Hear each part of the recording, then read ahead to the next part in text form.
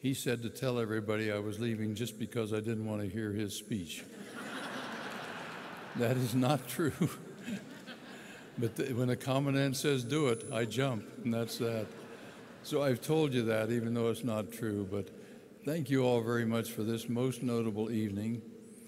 I'm very proud that I was able to do some assistance in this facility here when it was first being considered and the first money was being raised for it. And with the expansion you have coming up, it's something we all can be very, very proud of. So General Amos, I truly am sorry I'm not going to be here for your speech, but we're going to be heading for the airport. Thank you all very, very much. Thank you.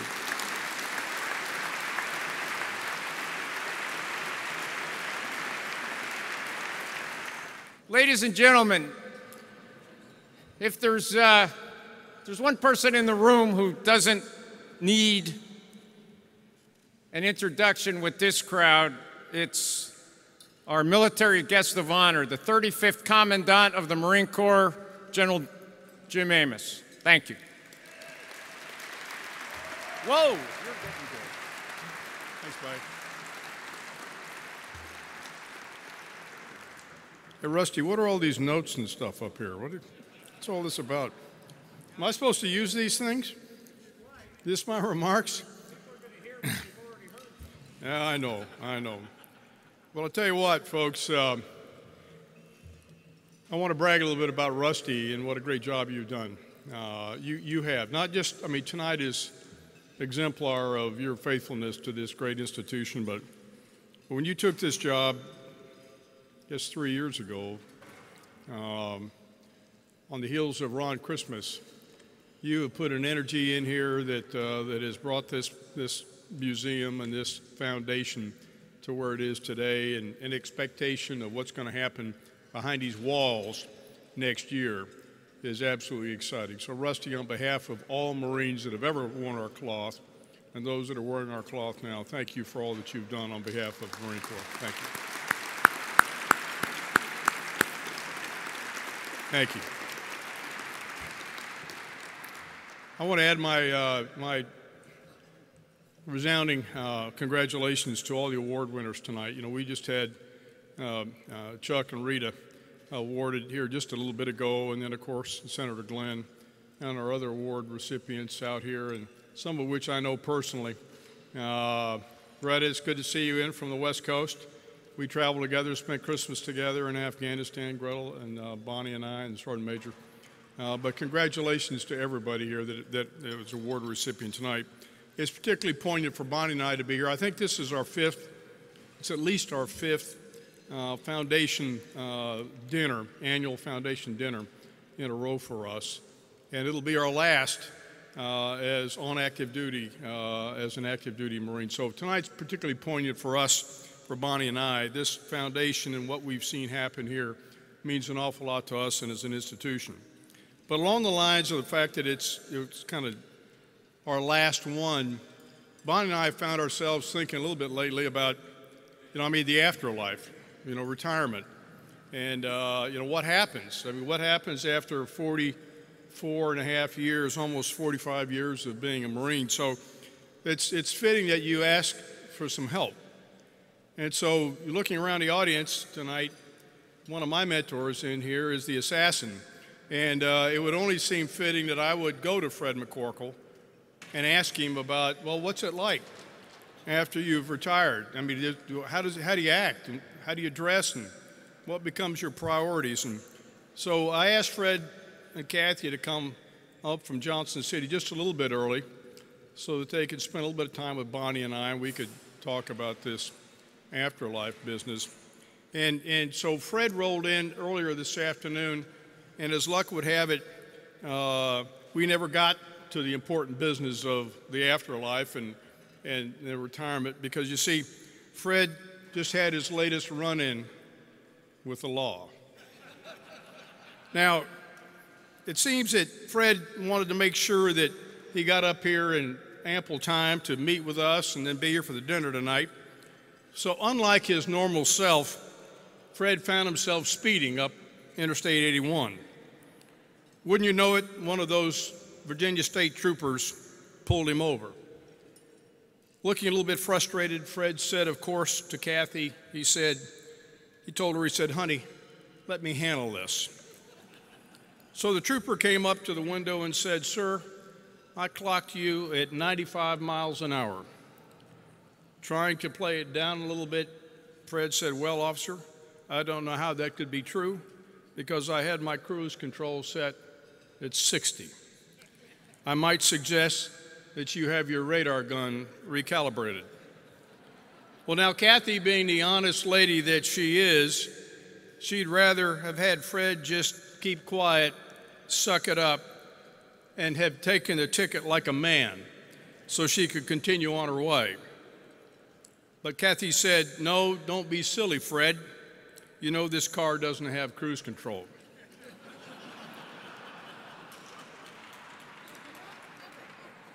So while the officer was writing out the ticket, Fred turned and said, "Well, honey, when will you learn to keep your mouth shut, sugar?" Kathy just smiled and replied, "Honey, you should be thankful that your radar detector went off when it did, or your speed would have been much higher when the trooper pulled you over and caught you." Well, while the officer was making out the second ticket for an illegal radar detector, Fred leaned over and said, "Dear, keep your mouth shut." When he did this, the officer looked down at him and said, "I can't help but notice you're not wearing your seatbelt today, Mr. McCorkle. That's an automatic $75 fine in the state of Virginia." So Fred said, "Officer, the truth of the matter is I had my seatbelt on, and as I pulled off to the side of the interstate, knowing that you'd want to see my driver's license, I unbuckled my seatbelt and pulled my wallet out in anticipation of showing you my driver's license." This is when Kathy, wanting to solidify her relationship with Fred and their marriage one last time, she spoke up and said, "Now, Fred, we both know that you didn't have your seatbelt on. In fact, you never wear your seatbelt." So as the police officer was writing out the third ticket, Fred lost his cool and said, "Kathy, shut up." Well, the young officer was offended by this attitude, and he looked over at her and he said, "Mrs. McCorkle," he said, "does your husband always speak to you that way?" To which she calmly replied, "Only when he's been drinking, officer."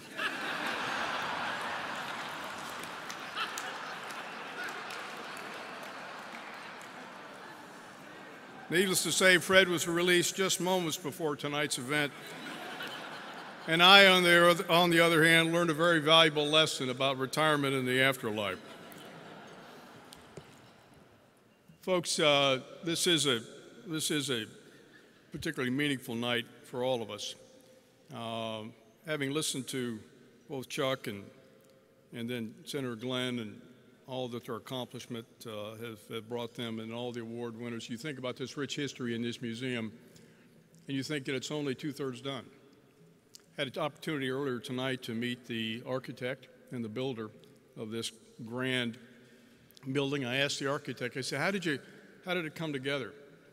And he said his firm was tasked to go down to Parris Island by General Christmas and spend time with the recruits going through boot camp.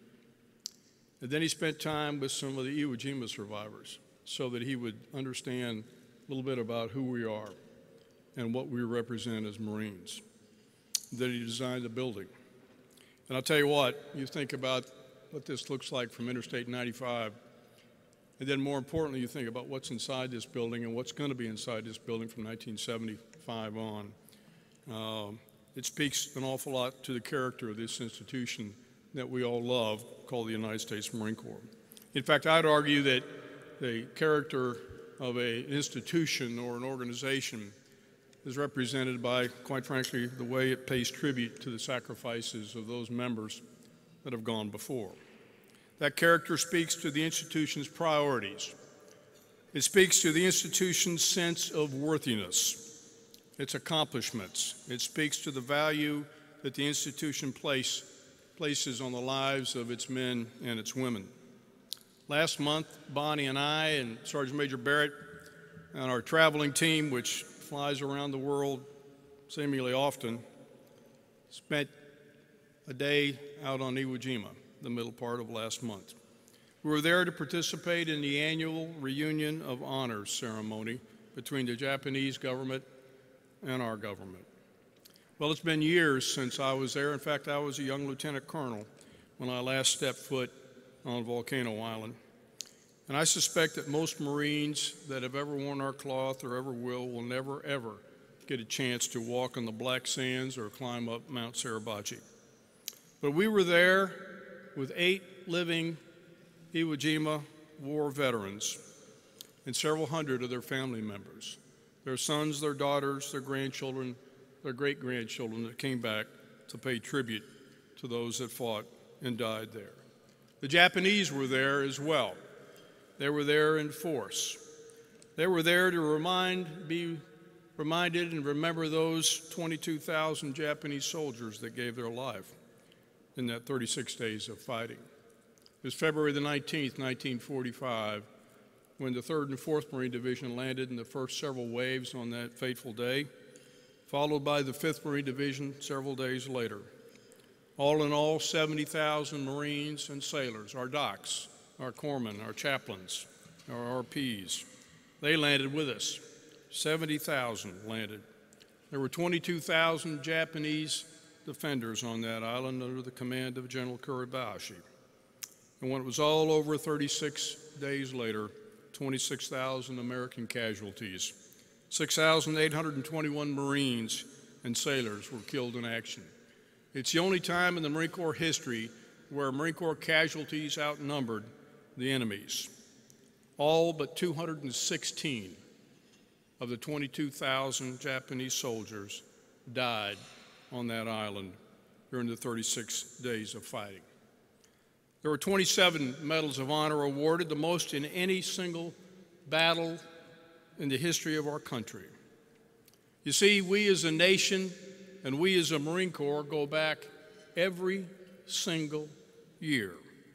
We go back to pay tribute to those brave young men that sacrificed their lives and sacrificed their limbs in that period of time in our nation's history to bring closure to World War II. Well, just about this time next month, almost exactly this time next month, I'll take that same team. We'll all load up on the jet and we'll fly to an American cemetery 59 miles east of Paris. I'll be joined by Marines and family members. They're stationed in Europe. They'll come from all over Europe to join us. There will be also Marines from the 5th and 6th Marine Regiment that will join us, along with the 2nd Marine Division Band from Camp Lejeune. Well over 6,000 Frenchmen and their wives and their grandchildren and those great-grandchildren will join us out there. You'll see them walking along the highways in the French countryside on that French Memorial Day. They come to honor us. They come to pay tribute to those Marines and those soldiers that fought at Belleau Wood in 1918. It was there that the German spring offensive ground to an unexpected halt. It was in the wood that in the tide of World War I was turned. It was there that the great German army offensive was finally defeated and World War I effectively was complete. We'll remember the 26 days of brutal fighting that took place in the wood, the 9,777 casualties, and the 1,811 Americans that were killed in that 26 days of fighting. With few exceptions, almost all of the Americans lost in that battle rest there in the National Cemetery underneath 2,289 wonderfully manicured graves at Belleau Wood. Before the day is done, we'll have walked through the cemetery. We'll have laid a wreath at the memorial erected inside of Belleau Wood, and we will have remembered the countless sacrifices, the courage, and we will have paid tribute to those who have gone before. Ladies and gentlemen, 2 weeks ago, today, we gathered at Arlington to pay our respects to our 30th Commandant, General Carl Mundy, Jr. It was a beautiful spring day. It was unusually warm, 70-plus degrees, no wind, not a cloud in the sky. Imagine the Marine Barracks Battalion forming up at Arlington Cemetery, deep inside the cemetery. Nobody was around us when we gathered. Half the living commandants were there. The caisson came down. That great army from our fort there rode their horses down, brought General Mundy's body down. The riderless horse came down with the boots mounted backwards. And out in front was the entire battalion, the Drum and Bugle Corps, the President's own, the caisson, and the family. And the drums beat loud and deep as we marched through Arlington Cemetery en route to the Iwo Jima Memorial, the Marine Corps War Memorial. You could hear the drums beating. 21 guns were firing on the hills overlooking Arlington from the Army cannon. And as we brought General Mundy's body up in front of Arlington, we stood there, and all the living commandants were there that day. And there were hundreds and hundreds and hundreds of Marines, family members, men and women, children, family members that remembered Carl Epting Mundy, Jr. as our 30th Commandant. Last Saturday, we completed the mission. Many of you that were here in the audience or in the audience tonight were there. As that same formation, that same battalion, that wonderful band, all those Marines met in a small town in western North Carolina called Waynesville, up in the mountains, the home of Linda and Carl Mundy. And we repeated the ceremony, only this time we marched from the church up to the city's cemetery, and there was a grave plot for the Mundy family. I tell you that because it's important that we remember the sacrifices of those who have gone before. I suspect there wasn't a dry eye in the audience either a week ago last Saturday, 2 weeks ago last Saturday at Arlington. And it was hard for me to look around last Saturday because, well, it was raining. And it was hard to look at the faces of the people gathered up there in Waynesville. And yet they gathered in a solemn vow to pay tribute to our 30th Commandant. Ladies and gentlemen, you can tell an awful lot about an institution's character by the way it recognizes and cares for those members, those Marines in our case, that has so faithfully sacrificed before. Folks, that's what this wonderful museum's mission is. Rusty got up here earlier and talked about telling the history of our nation viewed from the eyes of Marines. This great institution, this great museum, this foundation's mission is to tell our story. Just like going back to Iwo Jima every year, just like going next month to Belleau Wood, and just like paying honors and tribute to Carl Mundy, Jr., our 30th Commandant, it's what we do. It's who we are as Marines. And the mission of this great museum is to tell that story to the American people such that it never, ever dies. Ladies and gentlemen, the fact is that truth is that most Marines will never, ever, ever even have a hope of walking in the black sands on Iwo Jima. They can only hope that they would someday find their way to Paris, France in May to be there for Memorial Day, but the fact is that most of them never will. But they will come to this museum. They will come from across America. Some will come in their last years of their life, as many that walk through that door on any given day. This is on their bucket list. They will come to this museum And right over there, they'll go through the wheat fields at Belleau Wood. Right over there. And behind that bulkhead over there, they'll be in the landing craft that landed at Iwo Jima. And they'll tell the story about it. And ladies and gentlemen, when this is complete, they'll be able to tell the story and read about the Marines at Grenada, and those at Desert Shield and Desert Storm, and those at Somalia and Iraq and Afghanistan, and the ones that are at Yemen today. So that's what this is all about. This is about keeping faith, recognizing the sacrifices of those Marines that have gone before and paying tribute to them and keeping their memory alive. Ladies and gentlemen, it's time to finish this. It's time to finish this museum so that all the Marines that have gone before and those that have yet to wear our cloth will walk in here and understand the true meaning of being a United States Marine. Thank you very much.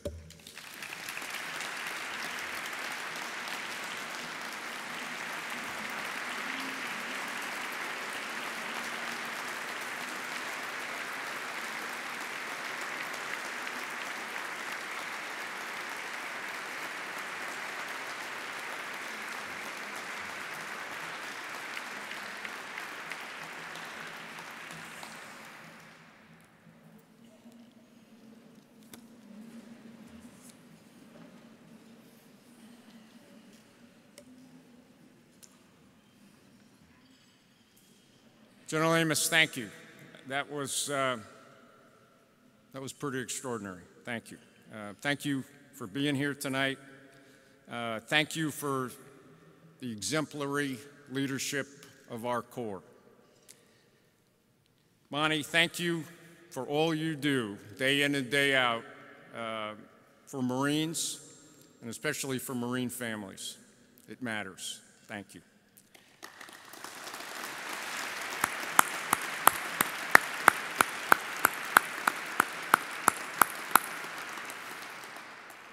Our thanks to each and every one of you here tonight.